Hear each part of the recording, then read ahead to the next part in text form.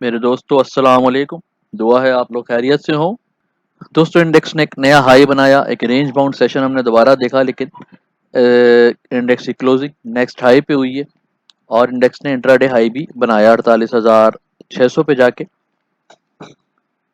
जुम्मे को जिन लेवल्स पे प्रॉफिट टेकिंग का इशारा दिया था वीडियो में, वो काफ़ी हद तक दुरुस्त साबित हुए और काफ़ी स्टॉक्स ने रेजिस्टेंस से डाउनवर्ड डायरेक्शन में मूव किया। इस सूरत हाल में क्या स्ट्रेटजी रखनी है, इसको डिस्कस करेंगे आज की वीडियो में, और आने वाले दिनों में इंडेक्स कैसा बिहेव कर सकता है उसको भी देखेंगे। वीडियो शुरू करते हैं। मैं हूं तारिक हुसैन और आप देख रहे हैं अब होगी ट्रेडिंग। तो FIPI का जायज़ा लें तो एक चीज़ बड़ी ही कॉमन है कि तमाम इंस्टीट्यूशंस की, जो बड़े इंस्टीट्यूशंस हैं वो सेलिंग पे हैं, और इंडेक्स के जो एक सस्टेन ना करने की वजह है हाई पे, उसकी एक बड़ी वजह ये भी है। इंडिविजुअल्स की $10 मिलियन की बाइंग है और म्यूचुअल फंड्स की बाइंग है। इसके अलावा तमाम इंस्टीट्यूशन, बैंक्स, ब्रोकर्स $6 मिलियन की सेलिंग, $1.34 मिलियन, $2.84 मिलियन की सेलिंग, हैवी सेलिंग। इसके अलावा फॉरेन कॉरपोरेट्स की भी यहाँ पर हैवी सेलिंग है, सॉरी फॉरेन इन्वेस्टर्स की हैवी सेलिंग है $1 मिलियन की। सीमेंट में स्टिल बाइंग पर है फॉरेन इन्वेस्टर्स, टेक्नोलॉजी में बाइंग पर है और अदर सेक्टर्स में बाइंग पर है। कंपनीज की सेलिंग है $0.01 मिलियन की, OMCs में बाइंग है। बैंक्स की 2.84 मिलियन की सेलिंग है। सीमेंट में और बैंक्स में बाइंग है। म्यूचुअल फंड्स की बाइंग है।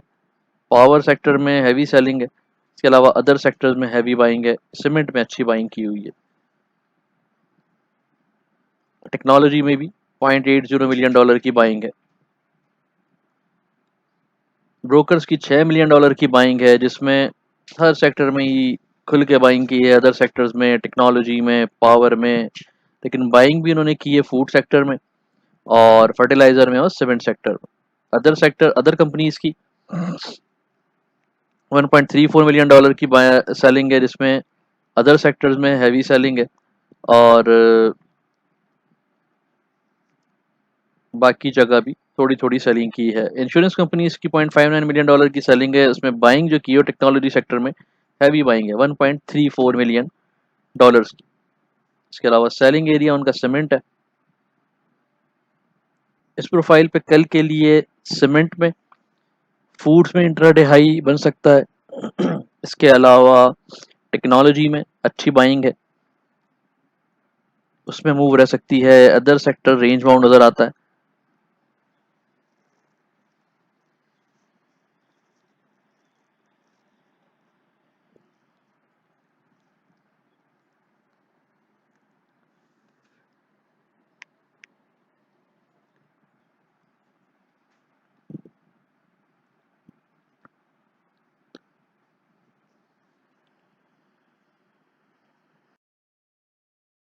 दोस्तों कैंडलस्टिक पे बात करें अगर इंडेक्स की, तो अगेन इनडिसिसिव कैंडल, जो पिछले 4 सेशन से हम देख रहे हैं कि इंडेक्स हाई बना रहा है और उसके बाद जो है वापस प्रॉफिट टेकिंग हो जाती है। अच्छी बात यह है कि शॉर्ट डे 5 डे की जो है वो ऊपर आ रही है कंसिस्टेंट दिन गुजरने के साथ, जो कि अप ट्रेंड को कंटिन्यूएशन में रखे हुए है और शॉर्ट टर्म किसी बड़ी डिप को इसने किसी हद तक रोका हुआ है। अगर ये ब्रेक हो जाती है 48,100 का लेवल, इससे नीचे क्लोजिंग हो जाती है, तो फिर 47,600 तक, 47,700 और 600 के लेवल जो है वो एक्सपोज है उसके बाद।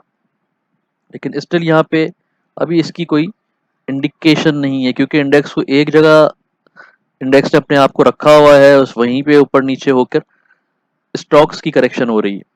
तो हो सकता है कि इंडेक्स यहीं पर कंसोलिडेट करके आगे बढ़े और स्टॉक्स यहाँ पर एडजस्ट कर लिया जाए। वॉल्यूम भी मुनासिब है, लास्ट 2 डेज सेम वॉल्यूम में रहे हैं। वॉल्यूम इतने कम नहीं है कि जिससे इंडेक्स चल ना सके। RSI still extreme bullish region में है, 74 पे है और फ्राइडे को ये 73 पे था, तो ये भी इंक्रीज हो रहा है। RSI की पोजीशन यहाँ पे कोई खतरा नहीं दिखा रही। हाँ, साइडवेज और रेंज बाउंड सेशन एक आध और भी हम देख सकते हैं इंडेक्स की कंसोलिडेशन का। तो बेहतर यह है कि इंडेक्स पे नज़र रखने की बजाय स्टॉक्स को फॉलो करें।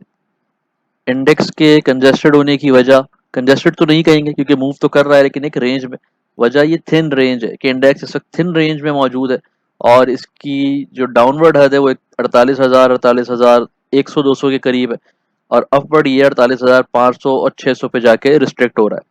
जब तक ये चैनल ब्रॉड नहीं होता, इंडेक्स इसी जोन में मूव करता हुआ नजर आएगा।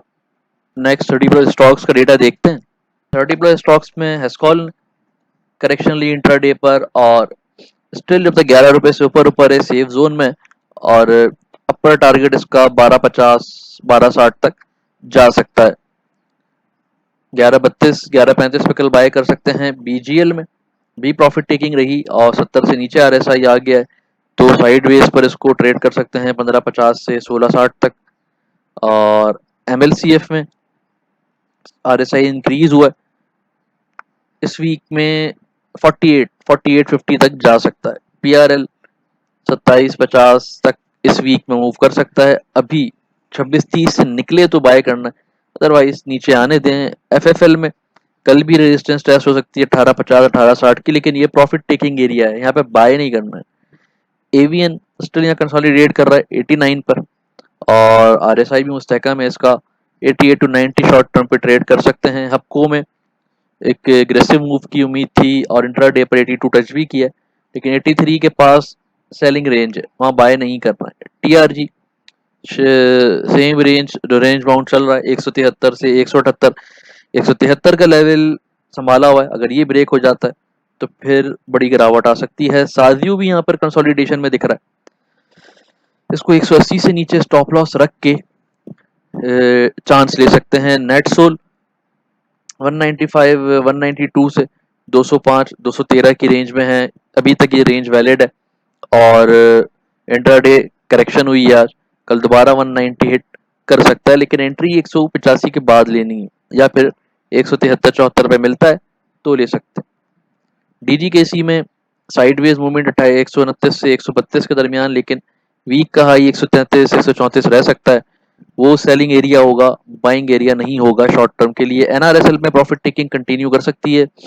सर्ल में क्लोजिंग जो है 252 पे हुई है दोबारा और यहाँ पे जो है प्रॉफिट टेकिंग जो है स्टिल रह सकती है इसमें। पहले यहाँ पर कंसोलिडेशन में और 37 रुपए की तरफ जा सकता है, यहाँ से बाय करें लेकिन 36 के बाद या फिर 35.40 35.50 पे।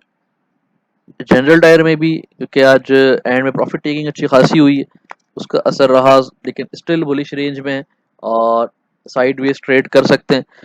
ओजीडीसी में 96 से नीचे स्टॉप लॉस लगाएं, अपर रेंज नीचे आ रही है 102 103 से 101.50 तक आ गई है और 100 रुपये 50 पैसे पे प्रॉफिट टेकिंग एरिया होगा, बाय नहीं करना है। टेली में मूव रही है आज और 17.90 की जो रेजिस्टेंस थी उसको ब्रेक किया है, 17.90 से नीचे की स्टॉप लॉस पर ट्रेड कर सकते हैं, कल 18.50 तक हिट मार सकता है।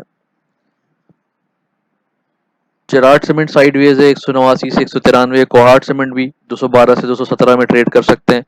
पायनियर में मूव रही है 134 से नीचे स्टॉप लॉस लगा के इसको 140 तक ले जा सकते हैं और एमसीबी 164 से 165 की रेंज थिन रेंज में है। एचबीएल 132 पे मिलता है तो 131.50 के पास अच्छी बाय बनेगी। यूबीएल में 128 से 130 की रेंज है, हाई 131 हो सकता है। पीपीएल कंसोलिडेट कर रहा है, होल्ड कर सकते हैं तो 93 से नीचे इसको स्टॉप लॉस रख के होल्ड कर सकते हैं।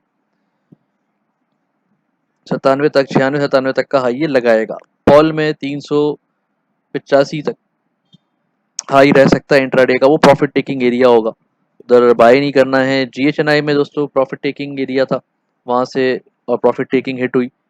जीएचएनएल ने 120 से प्रॉफिट टेकिंग की है, 120 22 दोबारा भी टेस्ट हो सकता है, लेकिन वहां बाय नहीं करना है। पीएसओ में बात करें तो 237 के पास 236 के पास बाय बनेगी। जीजीजीएल में भी प्रॉफिट टेकिंग ऑन है और प्रॉफिट टेकिंग इस पे भी चल रही है, तो अभी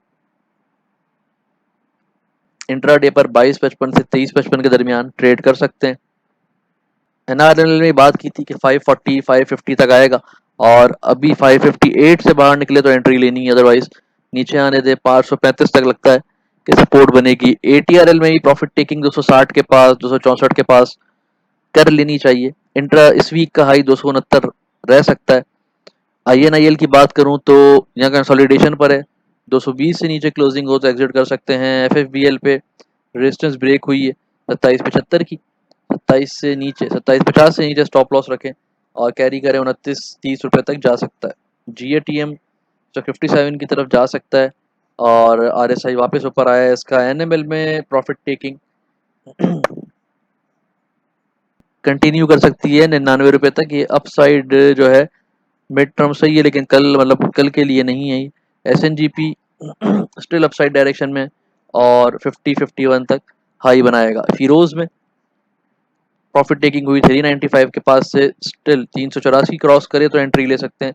RSI अभी भी हाई है, इंट्राडे करेक्शन दोबारा कंटिन्यू कर सकती है, इसीलिए कह रहा हूँ कि 384 के बाद एंट्री लेनी है, या फिर 374 370 तक मिलता है तो बहुत अच्छा है।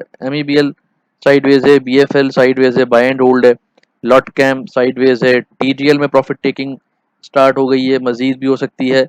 80 RSI है, यहाँ पर फ्रेश बाइंग से ग्रेस करना है। ILP 7250 की तरफ और 73 की तरफ जा सकता है, 70 RSI तक, और वहाँ पे प्रॉफिट टेकिंग करनी है शॉर्ट टर्म वालों को। ISL में भी 95 का हाई मुमकिन है, लेकिन वो प्रॉफिट टेकिंग एरिया होगा, यहाँ पे बाय नहीं करना है। बाय लेवल यही है 92-91।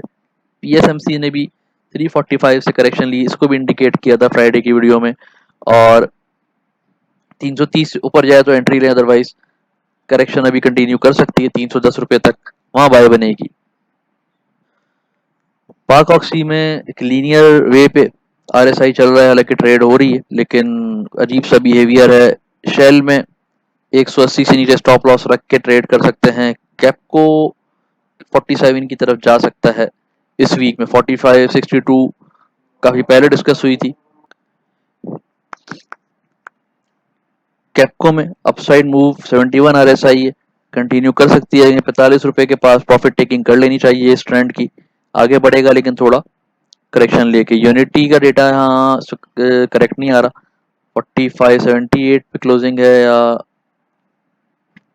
सॉरी 46-58 पे बंद हुआ है आज, और 45-50 के नीचे स्टॉप लॉस रख के, क्लोजिंग बेस स्टॉप लॉस रख के कैरी करें, और 51 तक ये जा सकता है। तो ये था आज का डेटा और एनालिसिस। उम्मीद है आपको पसंद आएंगे। वीडियो को लाइक करें, शेयर करें, चैनल को सब्सक्राइब करें, बेल आइकन को जरूर क्लिक करें। आप लोगों का बहुत बहुत शुक्रिया।